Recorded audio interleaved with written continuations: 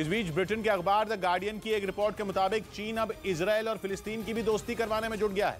चीन ने कुछ रोज पहले दो कट्टर दुश्मन सऊदी अरब और ईरान के बीच सुलह करवाई थी और द गार्डियन की रिपोर्ट के मुताबिक वो इजराइल और फिलिस्तीन के बीच भी सुलह करवाने में जुट गया है।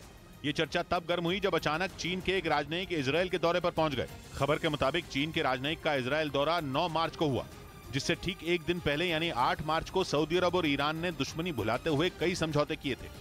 रिपोर्ट के मुताबिक चीन के राजनयिक ने अपने दौरे पर इजराइल और फिलिस्तीन दोनों देशों के अधिकारियों के साथ मुलाकात की। खबर है कि वहां उन्होंने संयुक्त राष्ट्र के अधिकारी से मिलकर इजराइल और फिलिस्तीन के बीच मध्यस्थता की भी पेशकश की, ताकि दोनों देशों के बीच दशकों से चली आ रही दुश्मनी को खत्म करवाया जा सके। हालांकि चीन से पहले ही अमेरिका भी इस कोशिश में लगा है कि किसी भी तरह इजराइल और फिलिस्तीन के बीच शांति हो जाए, जिसके लिए पिछले महीने की शुरुआत में अमेरिका के विदेश मंत्री एंटनी ब्लिंकन ने इजराइल का दौरा भी किया था। उन्होंने वहां दोनों देशों से शांति बनाए रखने की अपील भी की थी, लेकिन लगता नहीं कि उनकी अपील का कोई असर हुआ, क्योंकि इजराइल और फिलिस्तीन के बीच हिंसा कम होने के बजाय बढ़ गई। इजराइल ने चरमपंथी संगठन हमास पर नकेल कसने के नाम पर फिलिस्तीन पर धावा बोल दिया। हमास ने भी इजराइल पर कई बार रॉकेटों की बारिश की। इजराइल और फिलिस्तीन के बीच हुई जंग में इस साल अब तक 100 लोगों की मौत हो चुकी है और अब ऐसे हालात में चीन दोनों की दोस्ती करवाने में जुटा है, ताकि इसी बहाने वो अमेरिका को ये दिखा सके कि जो वो नहीं कर पाया उसे चीन ने कर दिखाया।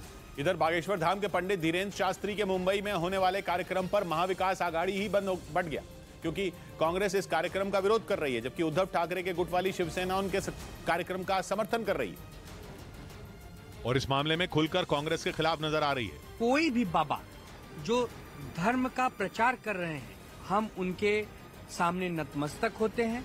उद्धव ठाकरे के गुट वाली शिवसेना ने दलील दी कि वो इसलिए कार्यक्रम के पक्ष में है क्योंकि बागेश्वर धाम के पंडित धीरेन्द्र शास्त्री सनातन धर्म का प्रचार कर रहे हैं, लेकिन कांग्रेस ने बागेश्वर धाम वाले बाबा का कार्यक्रम रोकने के लिए एड़ी चोटी का जोर लगा दिया कि प्रोग्राम को रोका जाए। बागेश्वर धाम वाले बाबा का 18 और 19 मार्च को मुंबई में कार्यक्रम है, जिसका बीजेपी को तो बेसब्री से इंतजार है, लेकिन महाविकास आघाड़ी इस मुद्दे पर आपस में लड़ पड़ी, जिसने बीजेपी का काम आसान कर दिया, क्योंकि कांग्रेस को उसकी ही सहयोगी पार्टी रोक रही है।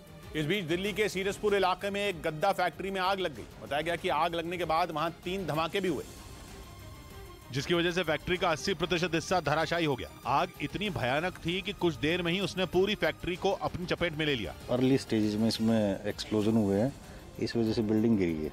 गद्दे की इस फैक्ट्री में आग लगने की वजह का पता नहीं चल सका, लेकिन गनीमत यह रही कि कोई हताहत नहीं हुआ। ब्रेकिंग न्यूज, यूक्रेन युद्ध पर रूस के राष्ट्रपति पुतिन के खिलाफ गिरफ्तारी का वारंट जारी हो गया है। उनके खिलाफ यह वारंट युद्ध अपराध के मामले में इंटरनेशनल क्रिमिनल कोर्ट ने जारी किया। पुतिन पर आरोप है कि युद्ध के दौरान यूक्रेन के बच्चों को अगवा करने में वो शामिल हैं और अपहरण करने के बाद इन बच्चों को यूक्रेन से रूस लाया गया है। हालांकि गिरफ्तारी वारंट जारी होने के बाद रूस के विदेश मंत्रालय ने साफ कर दिया है, इसके लिए इंटरनेशनल क्रिमिनल कोर्ट का यह आदेश कोई मायने नहीं रखता है।